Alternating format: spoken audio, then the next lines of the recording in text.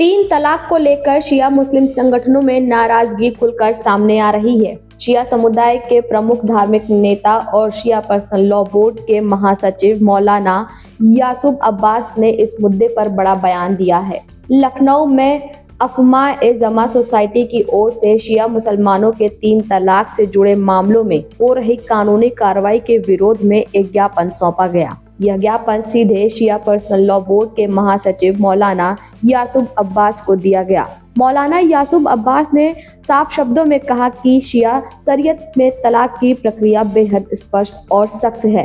उन्होंने बताया कि शिया कानून के अनुसार तलाक के समय दो गवाहों की मौजूदगी अनिवार्य होती है और दोनों पक्षों की बात सुने बिना तलाक देना शरीयत के खिलाफ है। उन्होंने कुछ मौलवियों पर गंभीर आरोप लगाते हुए कहा कि कुछ लोग शरीयत को धंधा बना चुके हैं। पैसे लेकर बिना सही प्रक्रिया अपनाए तलाक और खुला पढ़ा दिया जाता है, जो पूरी तरह गलत है और शिया शरीयत में स्वीकार्य नहीं करती। मौलाना यासूब अब्बास ने यह भी स्पष्ट किया है कि समाज में चल रही गलत परंपराओं को किसी भी हाल में जायज नहीं ठहराया जा सकता। उन्होंने कहा कि शिया समुदाय अपने धार्मिक कानूनों के साथ किसी भी तरह का समझौता नहीं करेगा। इस पूरे मामले को लेकर ऑल इंडिया शिया पर्सनल लॉ बोर्ड ने जल्द ही एक अहम बैठक बुलाने का ऐलान किया है। बैठक में तीन तलाक से जुड़े मामलों, कानूनी स्थिति और समाज में फैली गलत प्रथाओं पर विस्तार से चर्चा की जाएगी। देखिए, अफमा सोसाइटी जो हमारी कौम में, हमारे समाज में बहुत अच्छा काम कर रही है और सबको साथ लेके चल रही है।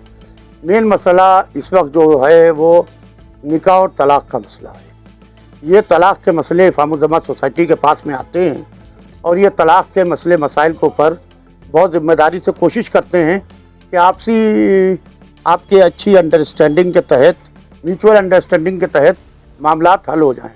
मगर बड़े अफसोस की बात है कि हमारी फ़िक़े जाफ़री जो है उसमें निकाह के शराइत जो हैं वो अलग हैं, तलाक के शराइत अलग हैं। हर फ़िक़ा में अलग अलग होते हैं, मगर हमारी जो फ़िक़ा है, हमारा जो स्कूल ऑफ थाट है, उसके अंदर जो है निकाह अगर से एक लड़का एक लड़की अकेले कमरे से बाहर निकलते हैं और कहते हैं कि हमने निकाह के सीखे जारी कर लिए हैं सीधे, तो हमारा समाज, हमारी सोसाइटी उसको एक्सेप्ट करती है।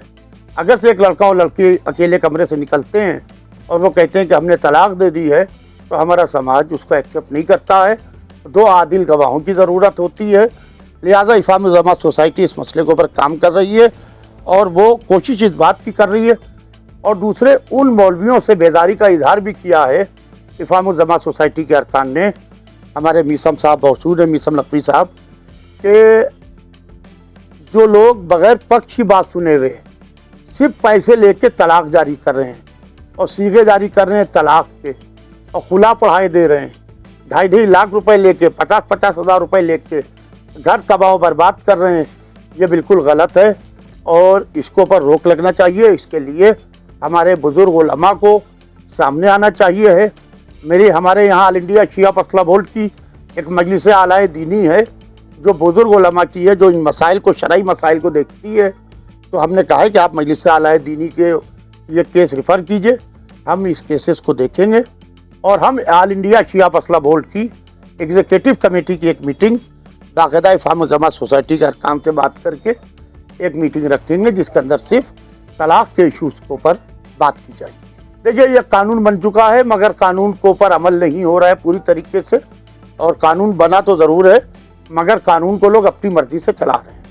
लिहाजा अभी अफमा सोसाइटी के अरकान से गुफ्तगू हुई है। दिल्ली में राजनाथ सिंह साहब जो लखनऊ से मेंबर ऑफ पार्लियामेंट हैं और डिफेंस मिनिस्टर हैं गवर्नमेंट ऑफ इंडिया के, उनसे एक मुलाकात करके बाकायदा इस कानून में तरमीम की बात की जाएगी ताकि इस कानून में तरमीम हो सके, ताकि एक लाठी से सबको ना हाका जा सके। फ़िक़ा के हिसाब से उसके ऊपर अमल होना चाहिए।